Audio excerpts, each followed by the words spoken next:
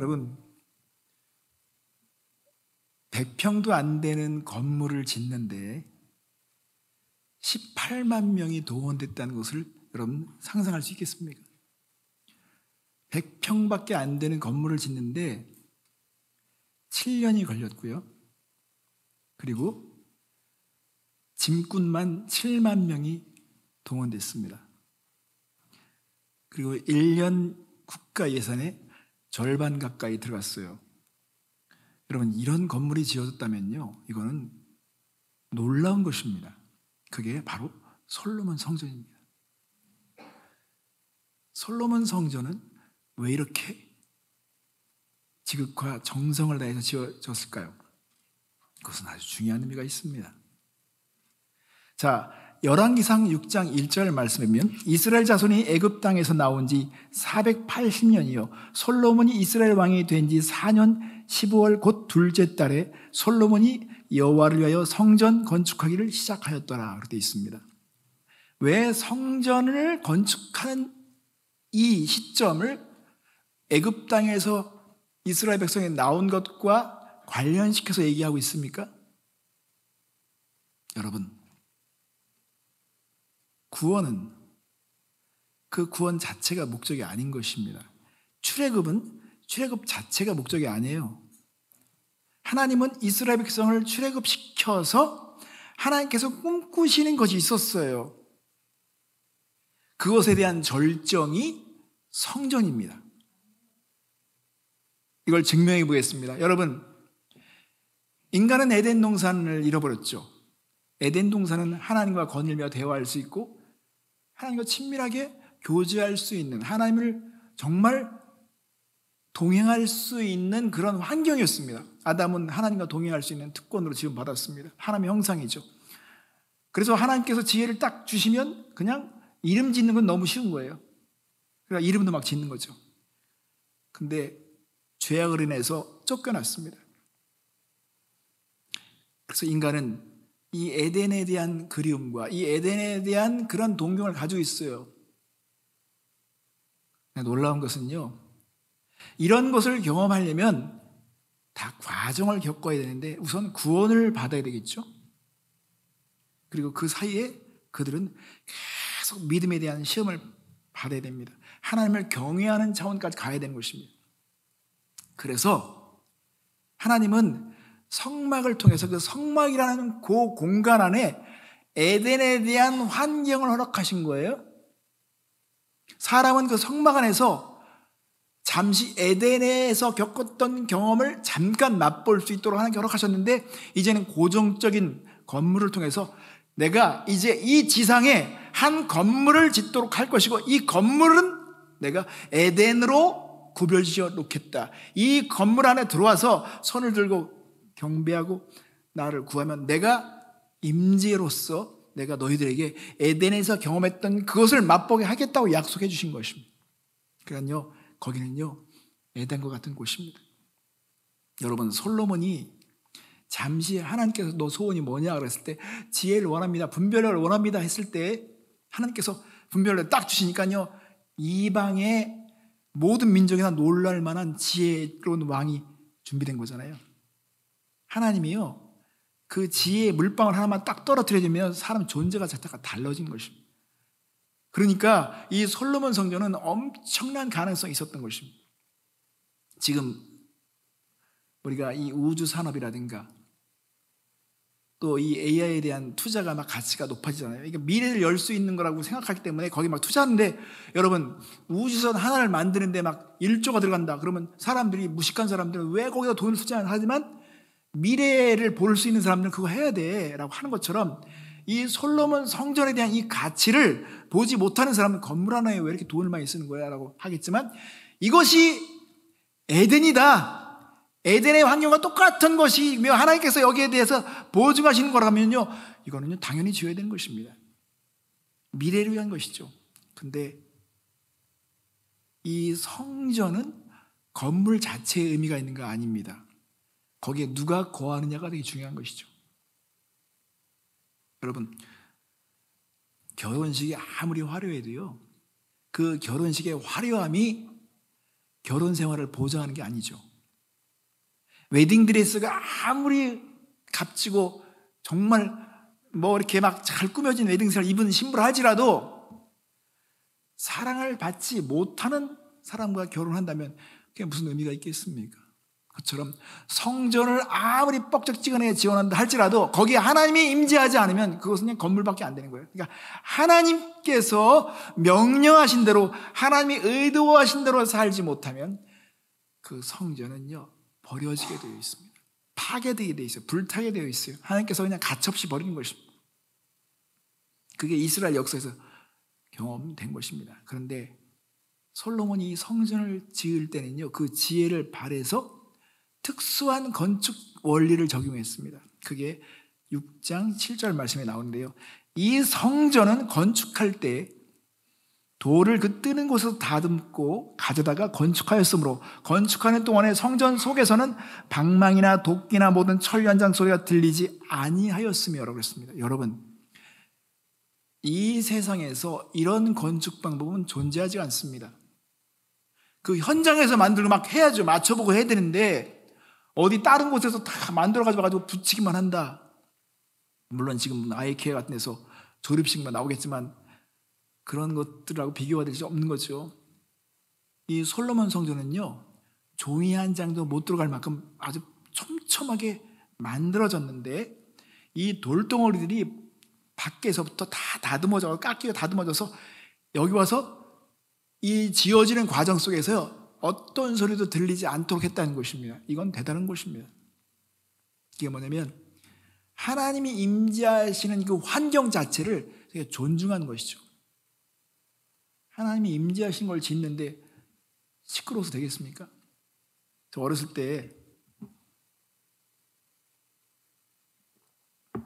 용각산 선전 들어왔는데 이 소리도 아닙니다. 소리가 안 나야 돼. 이게 진짜 용각산이야. 고급, 아주 그냥 진짜 잘 갈아서 이 공기 소리도 안 나야 돼. 그것처럼 이 차를 타는데 제 고급스러운 차들은요 막 소리가 안 나. 가는 거야 안 가는 거야 할 정도로. 그러니까 품질이 좋은 것은 소리가 나지 않습니다. 하나님의 성전을 짓는데 잡음이 들린다? 허락하지 않는 거예요. 세상 안에서나 잡소리 나고 싸우는 소리 나고 막 서로 막 비교하는 소리 막 쟁쟁거릴 수 있지만 내 전에서는 그런 소리 나서는 안 된다. 잠잠할지어다. 이게 하나님에 대한 솔로몬의 입장이었습니다. 그래서 절대 그렇게 하지 않은 거예요. 여러분, 그래서 오늘 저는 여러분에게 이 성전됨의 그 중요한 의미를 설명드리면서 오늘 우리에게 이 솔로몬 성전과 또 성경에서 말하는 성전이 우리에게 무엇을 요구하고 있는지 이걸 제가 여러분에게 밝혀내려고 하는 것입니다. 자, 먼저 여러분, 저와 여러분들은요 하나님께서 성전을 삼기 위해서 선택하고 부르신 자들인 것을 믿으시기 바랍니다.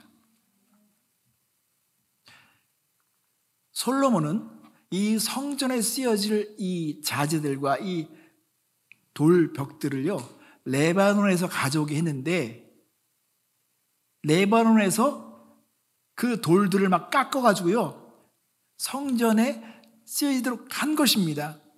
근데 이 채석장이 레바논에 있었다는 주장이 있어요. 생각해 보세요. 레바논에서 이 돌들을 다 삐끗 깎는데 여기 와서 대보지도 않았어. 그들은 다 해가지고 가져와서 그냥 붙여놓는 것입니다. 이 돌들은 솔로몬의 성전에 쓰여질 돌들은 레바논에 있었던 그 돌들을 가져온 것입니다. 그것처럼 하나님은 오늘날 하나님의 전을 짓는 데 있어서, 물론 여러분 건물로서의 전을 말씀드린 게 아닙니다. 솔로몬 성전은 이미 증명됐어요. 건물로서의 성전은 하나님을 모시기를 거부하며 하나님에 대한 관심조차 없으면 그 돌로서 만들어진 성전은 사명 자체를 상실하기 때문에 다 무너져 버리고 다 하나님께서 버려질 수밖에 없는데, 그 안에 누가 거하느냐? 이 거하신 하나님을 사모하며 간절히 원하는 이 존재들로 인해서 하나님은 이방의 빛을 삼으시고 제사장 나라를 삼기를 원하셨는데, 이게 정말 하나님의 꿈이었는데 되지 못했기 때문에 하나님은 궁극적인 하나님의 계획을 실천하는 과정 속에서, 자, 여러분, 레바논에서 이 돌들을 가져온 것처럼 하나님은 진정한 성전을 만드시기 위해서 택한 사람도 있습니다. 불러온 사람도 있어요. 그게 오늘 우리가 에베소 2장 19절 말씀에 나온 것입니다. 그러므로 이제는 너희는 외인도 아니요 나그네도 아니요 오직 성도들과 동일한 시민이요 하나님의 권속이라.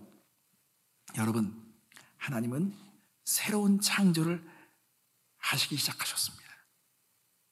그래서 지금 하나님은 성전 공사 중이라고 생각하시면 돼요. 근데 이 공사는 이런 건물이 아니라 살아있는 생물인 살아있는 존재들을 가지고 지으시기 때문에 우리에게 산돌이라고 말하는 것입니다. 자, 베드로전서 2장 5절을 보세요. 너희도 산돌같이 신령한 집으로 세워지고 예수 그리스도로 말미암아 하나님이 기쁘게 받으실 신령한 제사를 드릴 거룩한 제사장이 될지라 그랬습니다. 그렇기 때문에 여러분, 우리는요 마찰이 일어날 수밖에 없어요. 부대낄 수밖에 없습니다. 왜냐하면 여러분, 우리가 살아온 각자의 삶마다 다르거든요. 그렇기 때문에 우리끼리 뭘 맞추려고 하다 보면요, 거기에는요 뭔가 충돌이 일어날 수밖에, 마찰이 일어날 수밖에 없는 게 이건 사실인 것입니다. 그래서 하나님은요 이런 우리들을 빚고 깎으시고 다듬으셔서 하나님의 성전을 삼으시려고 하는데, 우리가 살아있는 돌이기 때문에 그렇게 대하시는 것입니다. 유연하게 대하시고요, 또 우리를 변화시키는데요, 하나님께서 막 드러내면서 나 너 교만 만질 거다 얘기 안 해요. 하나님은 조용히 잠잠하게 우리를 변화시키는 것입니다. 드러내지도 않으면서. 왜? 우리가 솔로몬이 그 연장소리도 들리지 못하게 하는 것처럼 그렇게 하시는데, 우리는 잘 몰라요. 이해하지 못하지만 하나님은 하나님의 계획대로 그렇게 하고 계신 것입니다. 그런데 여기서 우리는 몇 가지 중요한 파운데이션을 이해할 수 있어야 됩니다. 하나님은 이 하나님의 전을 짓는 데 있어서 그 터를 하나님께서 결정하신 것입니다. 자, 20절 말씀, 에베소 2장 20절 말씀. 너희는 사도들과 선지자들의 터 위에 세우심을 입은 자라 되어 있습니다.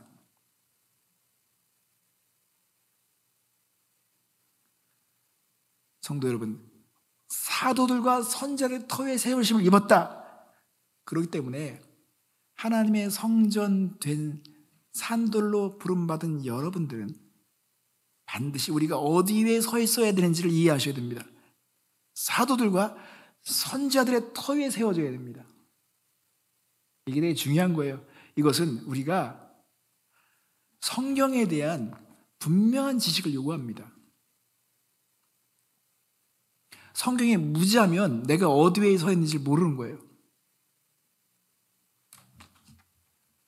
사람들이 예배를 드리면서도 이 예배가 설교를 듣기 위한 어떤 과정으로 생각하는 경우가 있고요, 찬양을 설교를 드리기 위한 어떤 엔터테인먼트로 생각하는 사람, 별별 생각 다 있어요. 사람마다 다 달라요. 그렇기 때문에 우리는요 분명한 가르침을 받아야 됩니다. 사도들의 가르침, 선지자들의 그 가르침이 정확하게 우리 안에 이해돼야 되는데 너무 무지한 사람이 많은 거예요. 제가 우리 김지수 간사님한테 들었는데, 간사님이 정말 잘하는 어느 목사님이 타주에 부름을 받아서 목회를 하고 있는데, 자기를 청봉해온 그 교회의 지도자가 구약에 있는 요셉과 신약에 있는 요셉을 구분을 못한다는 거예요. 그러니 얼마나 답답합니까?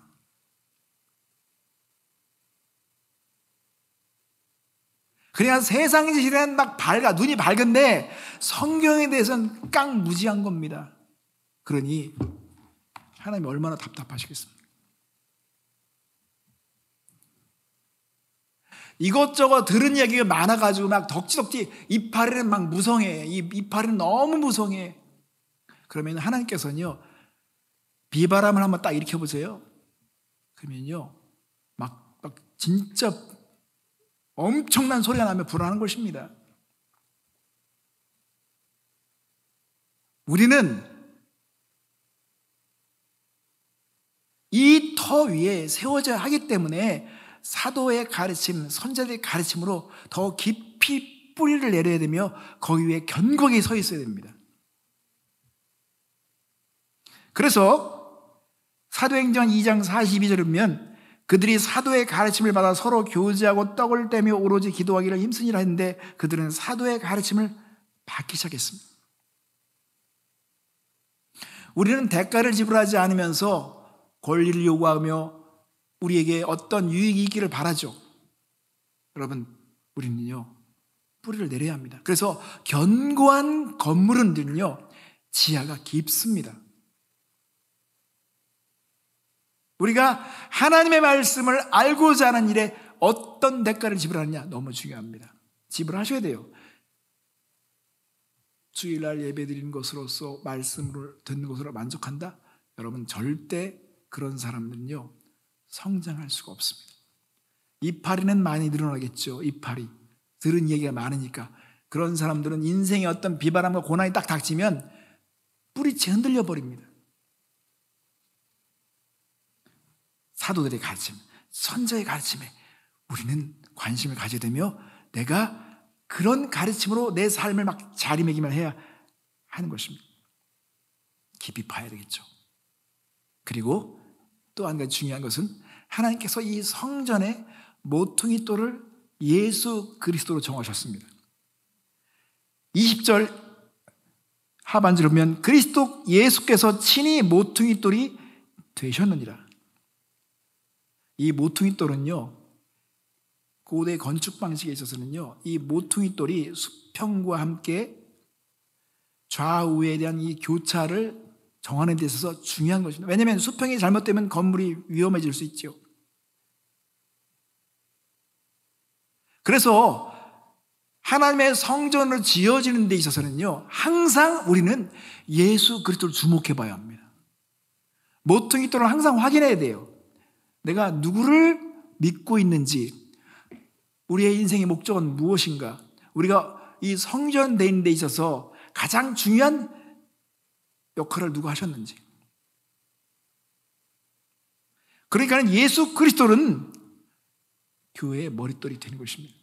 자, 마가복음 12장 10절과 11절 말씀이면 너희가 성경에 건축자들이 버린 돌이 모퉁이의 머릿돌이 되었나니 이것은 주로 말미암아 된 것이요 우리 눈에 놀랍도다 함을 읽어보지 또 못하였느냐 하시니라 그랬습니다. 하나님은 숙련된 지혜를 가지고 우리 인생을 성전으로 건축하고 계신 거예요. 예수님도 직업이 목수셨기 때문에 숙련된 어떤 지혜를 가지셨는데 그래서 다 보고 계신 거예요. 그런데 교만한 건축자들이, 교만한 목수들이 예수님의 뜻을 받아들이지 않죠. 왜 그렇게 하는 거야? 왜 이렇게 하는 얘기하죠? 예수님의 가르침이 자꾸 걸리는 거예요. 마음에 걸리는 거예요. 이 세상에 있는 사람들은요, 예수님의 가르침이 걸릴 수밖에 없어요. 근본적으로 사람들이 하나님을 믿지 않는 것은요, 마음에 걸리는 것입니다.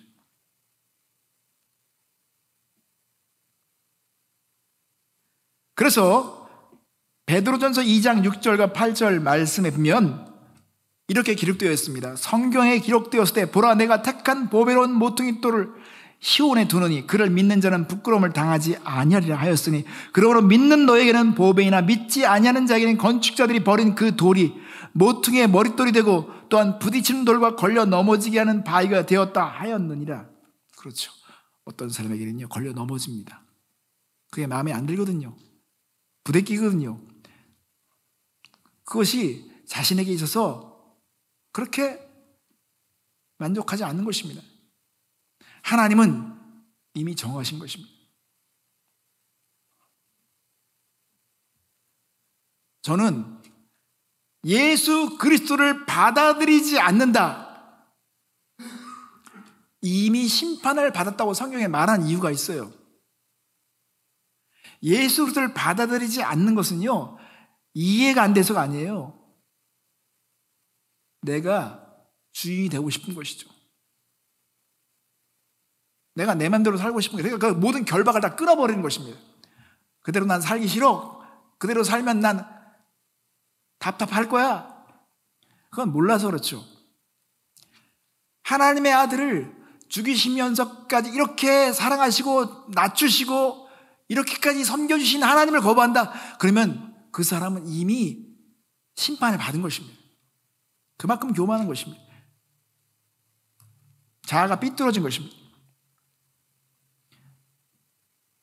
여러분, 자, 정리해 보겠습니다. 하나님은 레바논에서 그 돌들을 가져와서 성전을 지은 것처럼 저 여러분들은 외인이요 이방인들이었습니다. 하나님과 상관이 없이 살아가던 사람들인데, 근데 여러분들을 하나님께서 가져온 거예요. 하나님의 성전을. 그리고 이 성사도들과 선자들의 터위에 우리를 세우시고자 놓으신 것입니다. 그럼 우리가 어디서 있는지 알아야 되겠죠. 그리고 우리에게서 항상 모퉁이 돌인 예수 그리스도를 중심으로 우리가 지어지기를 원하셨습니다. 그래서요, 예수님과 우리와의 관계는요, 어느 관계보다 더 친밀해야 되고, 예수 그리스도께서 우리를 얼마나 사랑하셨는지에 대한 신뢰가 있어야 됩니다. 그러니까 신뢰가 없으면 지어질 수가 없습니다. 그렇다고 해서 우리가 완벽해져야 된다는 걸 말씀드린 게 아닙니다. 하나님은요, 우리가 완벽하기 때문에 사랑한 게 아니죠. 우리가 죄인 되었을 때도 우리를 사랑하셨습니다. 죄인 되었을 때 우리를 사랑하셨어요. 그렇다면 여러분, 우리가 하나님을 사랑으로 작정한다면 그 사랑이 얼마나 크겠습니까? 자, 이제 마지막으로 하나 더 확인하겠습니다. 그렇다면 우리는요, 이제 함께 지어져 간다는 이 사실을 우리는 볼 수 있어야 됩니다. 에베소서 2장 21절 22절 말씀에 그의 안에서 건물마다 서로 연결하여 주 안에서 성전이 되어가고 너희도 성령 안에서 하나님이 거하실 처소가 되기 위하여 그리스도 예수 안에서 함께 지어져 가느니라. 여러분, 이 사실은 우리가 신앙생활을 하는 데 있어서 중요한 진리인 것입니다. 어저께 저희 아내가 그런 얘기 하는 거예요. 딸에게 아빠 같은 사람 만나라 라고 말할 수 있으면 그 아빠는 성공한 아빠라는 거예요. 그러면서 내가 혜연에게 아빠 같은 사람을 만날 수 있을까라 말을 할 수 있을까라고 저한테 반문하는 거죠. 어느 때는 그렇고 어느 때는 그렇지 않다고 생각될 수 있을 것입니다. 제가 좀 어느 때는 지나치게 친절한데 어느 때는 약간 좀 차가운 면이 있는 거를 저희 아내가 얘기하는 것 같아요. 친절하고 배려심이 있고 차가면 그런 아빠하고 결혼하라고 말하고 싶겠죠. 사람은 안 보는 것 같아도 다 보는 거예요. 저는 이번 달에 개인적으로 저 자신을 성찰하면서 그런 글을 쓴 적이 있어요. 여러분, 이 세상에서 내가 이 세상에서 나의 모순과 나의 그 역겨움과 나에 대한 실망을 가진 사람이 몇 명이면 좋을까? 몇 명이면 좋겠나라고 생각했을 때, 여러분, 한 명에게만 실망 준다 그러면 그건 좀 대단한 거예요.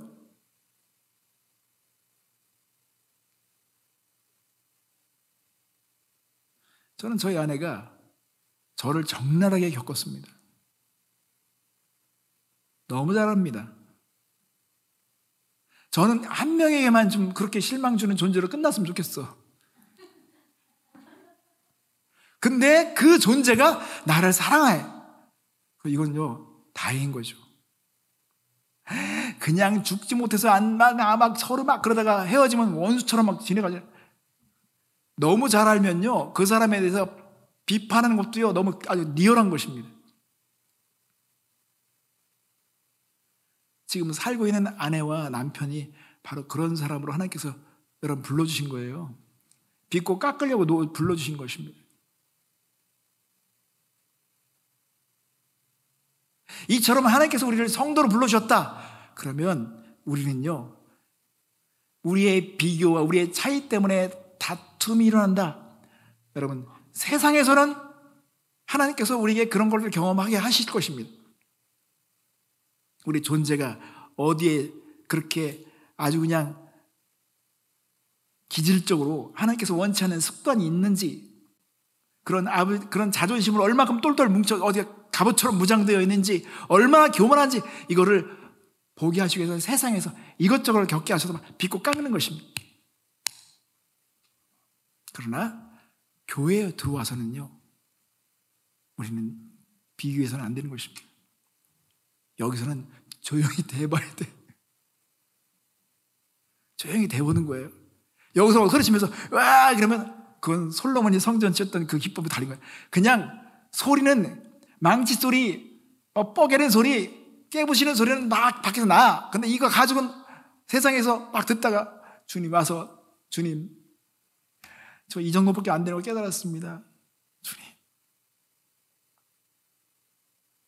저의 교만을 깎아주셔서 감사합니다. 여러분, 최근에 하나님께서 여러분에게 손을 대시고 여러분들을 정말 빚으시고 깎으시는 그런 걸 느끼셨습니까? 어떤 면에서 계속 여러분들은 계속 어떤 문제를 경험하고 있는 것입니까? 이런 환경들은 그냥 오는 게 아니에요. 하나님께서 우리를 성전으로 지어 가시기 위해서 우리에게 지금 그런 공사를 지금 진행하고 계신 것입니다. 감사해야 됩니다. 그래서 고린도서 3장 16절은 우리에게 그렇게 말합니다. 너희는 너희가 하나님의 성전인 것과 하나님의 성령이 너희 안에 계시는 것을 알지 못하느냐? 우리는 지금 완벽하지 않습니다. 계속 공사 중인 것은 맞습니다.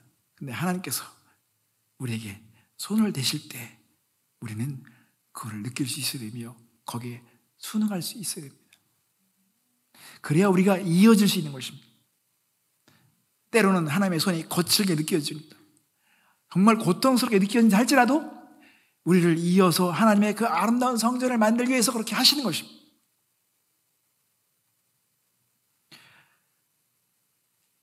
빌립보서 1장 6절이면 사도 바울은 이런 걸 너무도 잘 알기 때문에 너희 안에서 착한 일을 시작하시니까 그리스도 예수의 날까지 이루실 줄을 우리는 확신하노라 했습니다. 계시록을 보면 하나님은 이 성전에 대한 비전을 가지고 있습니다. 그러니까 창세기하고 요한계시록은요, 시작과 끝이 있어요. 결혼식으로 시작해서 결혼식으로 마치잖아요. 그것처럼 하나님은 에덴이라는 것을 지으셔서 이 에덴이 이제 새로운 새하늘과 새 땅, 진정한 예루살렘 성전으로서의 그 비전을 지금 실현하고 계신 것입니다. 그렇다면 하나님에게 있어서 가장 지구한 관심, 하나님의 가장 예민한 관심, 최상의 목적은요, 우리의 인격을 빚고 깎으시는 데 있는 것입니다. 이것을 견뎌내며 이 하나님의 과정을 잘 견뎌내서 충실하게 정말 그렇게 임하는 사람들은요, 하나님이 약속하신 것입니다. 요한계시록 3장 12절에 보십시오. 이기는 자는 내 하나님의 성전의 기둥이 되게 하리니 그가 결코 다시 나가지 아니하리라. 내가 하나님의 이름과 하나님의 성 곧 하늘에서 내 하나님께로부터 내려오는 새 예루살렘의 이름과 나의 새 이름을 그의 위에 기록하리라고 말씀하였습니다. 오늘 우리 상민자매가 간증했던 것처럼 IM교회는 이 성전에 대한 비전을 보고 시작된 것입니다. 우리는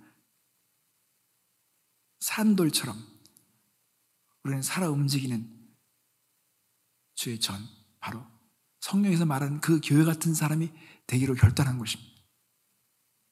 건물을 잔뜩 지어놔도요, 그 건물 안에서 싸우면요, 그 건물의 가치는 소용이 없는 것입니다. 차라리 건물이 없더라도 우리가 교회답게 서로 사랑하며 진정으로 성전됨을 확인해가는, 지어져가는 존재가 되는 것이 더 중요한 것입니다.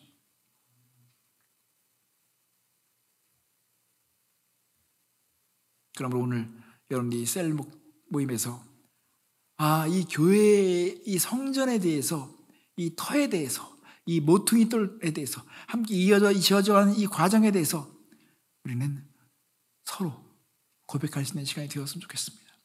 그리고 최근에 여러분이 어떤 면에서 하나님께서 계속 거친 손을 보여주시는지, 때로는 거칠게 다뤄주고 계신지, 어떤 면에서 하나님께서 우리를 빚고 있는지, 이런 것을 우리가 감을 잡았다면 순종하셔야 됩니다. 왜? 붙여야 될 게 있으니까, 이어 붙여야 될 게 있기 때문에 그렇게 하시는 것입니다.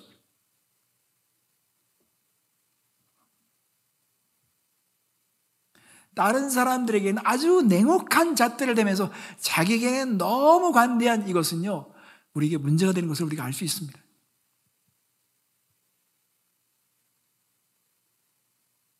지혜로운 건축자는 가차없이 잘라내고 두들겨 패서라도 맞추게 할 것입니다. 이게 오늘 우리가 함께 지어져가는 성전에 대한 하나님의 깊은 뜻이라고 저는 믿습니다.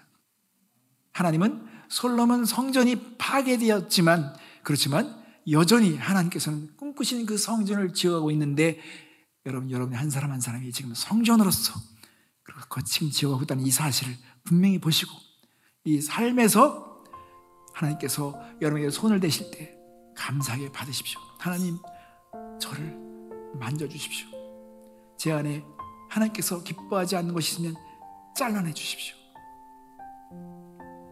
여러분이 먼저 그런 하나님의 의와 뜻을 구할 수 있다면 나머지는 하나님께서 책임져 주실 것입니다. 함께 이어져가는 비전을 꿈꾸며 나갔으면 좋겠습니다. 함께 기도하겠습니다.